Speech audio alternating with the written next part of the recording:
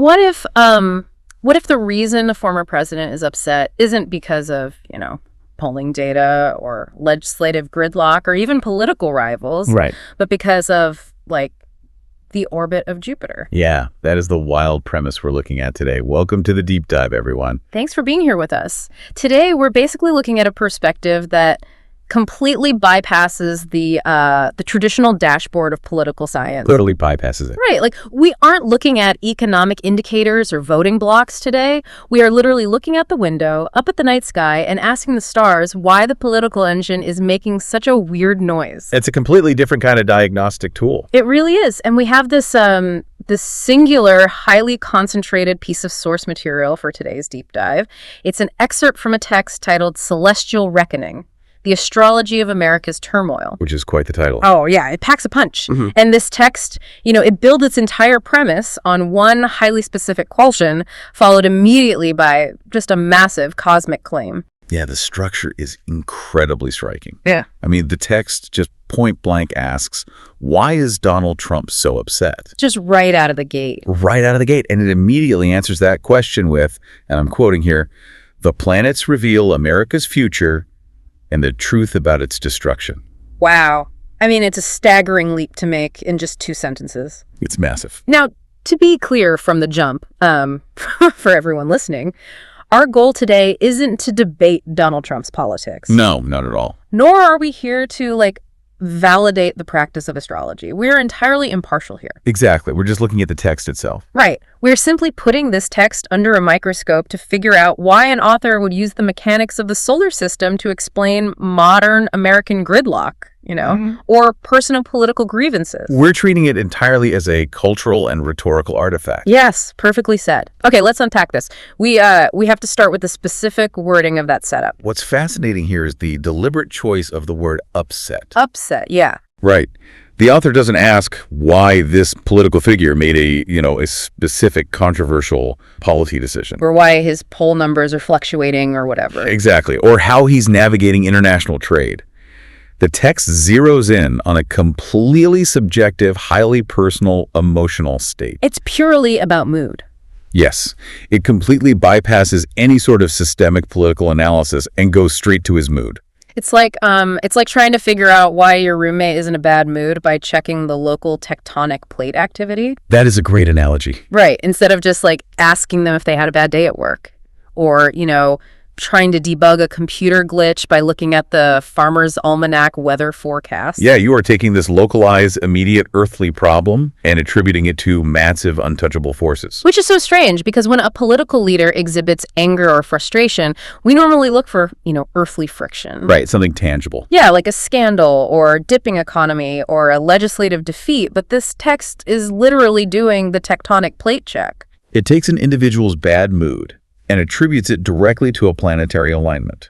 And by making that specific rhetorical move, the text effectively turns a politician's personal distress into a literal cosmic event. Wow, a cosmic event. Yeah. And, in historical terms, this is actually a revival of a very ancient framework. Oh, really? How so? Well, in antiquity, the fate of the monarch was inextricably linked to the cosmos. Like an eclipse wasn't just a shadow on the moon. It was a sign. Right. It was seen as a direct physical omen regarding the king's health or his grip on the throne. Ah, okay. The emotional and physical state of the leader literally was the state of the nation. It was all mirrored by the heavens. So the king's body and the country are the same thing. Precisely. And this text, Celestial Reckoning, is essentially pulling that ancient monarchical framing right into a modern American context. But doesn't that just sound like an incredibly elaborate coping mechanism for people who don't want to engage with actual policy? It definitely functions that way for some readers, yeah. Because, if we accept the premise of this text, that a politician is upset because of, the gravitational pull of Saturn or the transit of Mars, does framing personal distress as an astrological inevitability remove the element of human agency from our understanding of politics? That is the big question. It feels like giving a political figure a cosmic hall pass. Like, oh, he can't help it, it's Jupiter. Yeah, it absolutely alters the concept of responsibility. Yeah. It touches on the classic debate of determinism versus free will. Right. But here, it's being applied to modern statecraft. Because if the planets are the root cause of the upset, then all the earthly events, the press conferences, the rallies, the tweets, the debates, They're all just symptoms. exactly, they're just symptoms. The human being is no longer the primary author of their own emotions or actions, They're just a vessel, a vessel reacting to a celestial pull. which is profoundly empowering for anyone reading it, don't you think? In what way? Well, I mean, if our leaders are just acting out a script that's already written in the constellations, what is the point of participating in the democratic process? You're saying it makes voting feel obsolete. Yeah. If the anger or the policy is dictated by Pluto, lobbying your local senator seems a bit pointless. It definitely shifts the reader's role from being an active citizen to just being a passive spectator of this cosmic drama. A spectator. Yeah, that's a good way to put it. But, if you happen to support the figure mentioned in the text, framing their struggles as a celestial event validates their immense importance. Oh, I see. It elevates them. Right. It tells you that your leader isn't just dealing with mundane earthly opposition from a rival political party. They are at the center of a mythological struggle. So their grievances are literally registered by the universe. Exactly. The universe cares that they are upset. Huh. But I want to push back on the idea that this is purely about elevating the leader, though. Okay, go for it. Because if you are deeply anxious about the state of the country, hearing that the erratic emotions of a political figure are driven by forces as unstoppable as the planets, I feel like that might just amplify your anxiety. That's a fair point. It makes the chaos feel much bigger. Right. And the text uses the word turmoil right in its title, the Astrology of America's Turmoil. Yeah, that's not a subtle word. No. Turmoil implies chaotic, violent, unpredictable motion. But astrology, as a system, is based on the exact opposite of unpredictability. That paradox is actually the engine driving the entire text. Okay, explain that. Well, planetary orbits are the ultimate system of predictable mathematical order, right? Astronomers know exactly where Mars will be 1,000 years from this exact second. Down to the millisecond, probably. Exactly. Yet the author is using that system of flawless, cold predictability to explain the ultimate experience of chaotic human disorder. Modern political turmoil. Yes.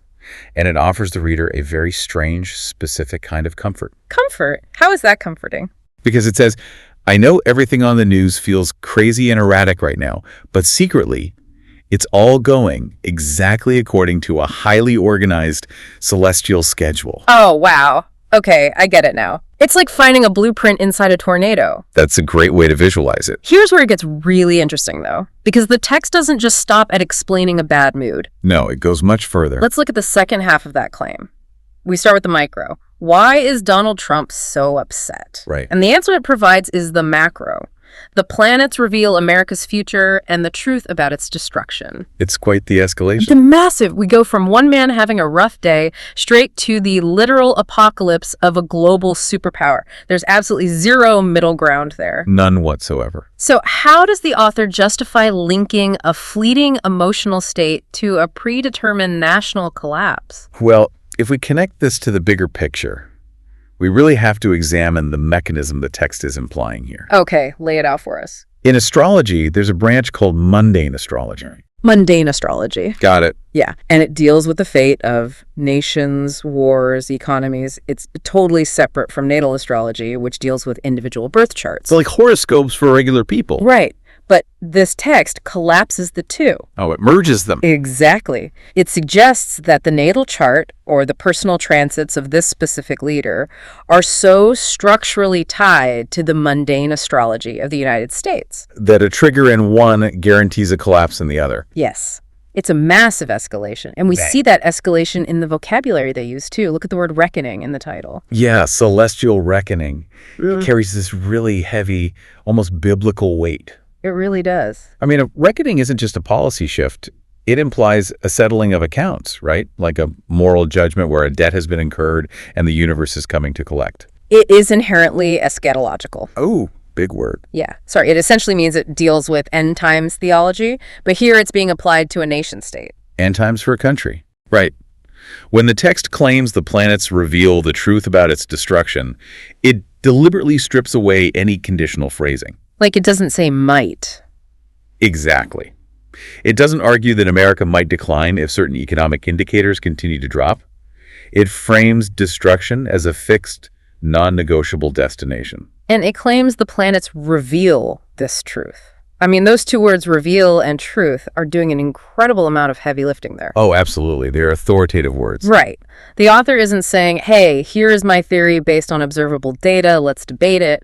By claiming to reveal a celestial truth, the author is shutting down the possibility of debate entirely. Because you can argue with a political pundit. Exactly, but you can't argue with Jupiter's orbit. It's a deeply authoritarian rhetorical stance. Wow. Yeah, it is. By framing the argument this way, the author transforms themselves from a mere political analyst into a prophet. A prophet of the cosmos. Right. They claim exclusive access to this hidden, unquestionable knowledge. They position themselves as the translator of the cosmos, and the message they are translating is entirely fatalistic. It honestly reminds me of reading a Greek tragedy. How so? Well, where the oracle gives the prophecy in the very first act, you already know the tragic ending, right? Yeah. You're just sitting there watching the characters blindly move towards their inevitable doom. And no matter what they do, they can't avoid it. Exactly. But when you apply that narrative framework to real life, to a real country of hundreds of millions of people, it's a deeply unsettling narrative to consume. He really is. It makes you wonder why a text like this finds an audience at all. Like, why do people want to read a book that guarantees their own national destruction just based on the mood of a politician?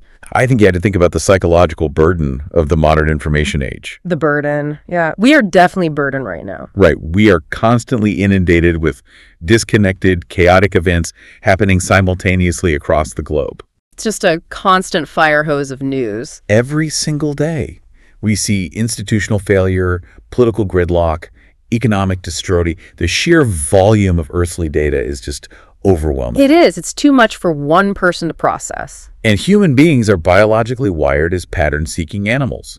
So when the noise on the ground becomes too loud and seemingly random, people inevitably search for a master narrative to make sense of the chaos. Ah, I see. So Celestial Reckoning offers a narrative big enough to hold all that chaos. Exactly. It's almost like the ultimate conspiracy theory in a way. It kind of is, yeah. But instead of a secret cabal in a smoky back room pulling the strings of the economy, the conspirators are the planets themselves. And a planetary conspiracy is oddly cleaner, if you think about it. Clean how? Well, it doesn't require you to understand complex tax policy or foreign relations or, the nuances of the filibuster. That's true. You don't need a degree in political science to understand Saturn did it. Right. It reduces the overwhelming complexity of modern geopolitics into a beautifully simple equation. Cause and effect, but cosmic. Exactly. The earthly turmoil is just the friction of the cosmic machinery working exactly as intended. And like we said earlier, it acts as an absolute absolver of human responsibility. Oh, totally. If the truth of the nation's destruction is already written in the stars, and the emotional volatility of its leaders is just a symptom of that alignment, then we, the citizens, bear no responsibility for the collapse. in a row. We didn't break the system. The system was destined to break. Yes. That is a very dark liberation, honestly. It's a paradox, isn't it? It is, because if destruction is inevitable, you don't have to stress about voting. You don't have to worry about engaging in local politics. You don't even have to fix the potholes in your neighborhood. Why bother? Right. The destruction isn't our fault. It's just Pluto entering Aquarius or whatever the specific alignment might be. And that is the danger of embracing total determinism in politics. It really is dangerous. It breeds this profound civic apathy, but it's disguised as spiritual enlightenment. Wow, civic apathy disguised as spiritual enlightenment. That hits hard.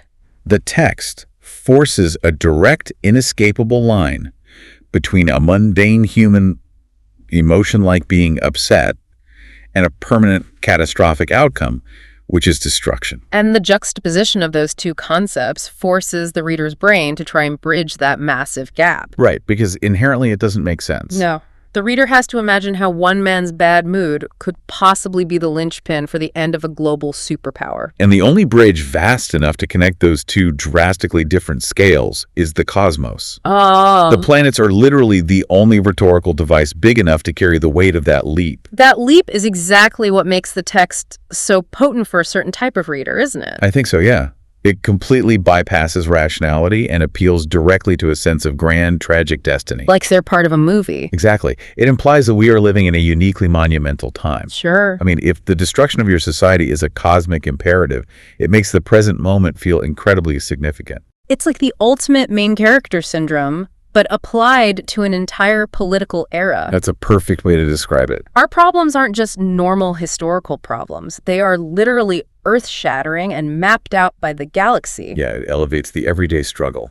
When you step back and really look at the mechanics of this two-sentence premise, I mean, it's just a fascinating case study in how humans use these sweeping mythological frameworks to try and impose order on things that feel hopelessly out of control. It really highlights how we live in a time of intense political stress. Oh, absolutely. And this text just provides a very unique window into how some people choose to process that stress. Right. By trading the complex earthly dashboard for a telescope, they basically sacrifice their belief in human agency in exchange for the comforting illusion that the chaos is somehow curated. Curated chaos. I like that. Okay. Which really brings us to the core tension of this entire deep dive today for you, the listener. Yeah. When you feel totally overwhelmed by the daily news cycle, it's easy to see the appeal of looking up at a predictable night sky. It's very appealing. It's clean, it's mathematical, and honestly, it's entirely indifferent to human suffering. It doesn't ask anything of you. Exactly. But if we start really embracing frameworks like this, if we begin to truly believe that our nation's political turmoil, the mood swings of our prominent leaders, and our ultimate fate are entirely dictated by the silent movements of the solar system. We really have to ask what that fatalism actually achieves in the long run. Right. Does it free us from the crushing responsibility of having to fix a broken world ourselves? Or does it paralyze us? It's the ultimate question of agency versus insignificance. If you adopt the lens of celestial reckoning, you might actually find relief in believing the destruction is predetermined and totally out of your hands. A lot of people do find relief there. But when you finally look away from the stars and look back down at the dashboard of reality, you really have to decide what's more terrifying. What do you mean? Well, the burden of having to actually steer the car yourself, or the realization that you've convinced yourself no one is driving at all.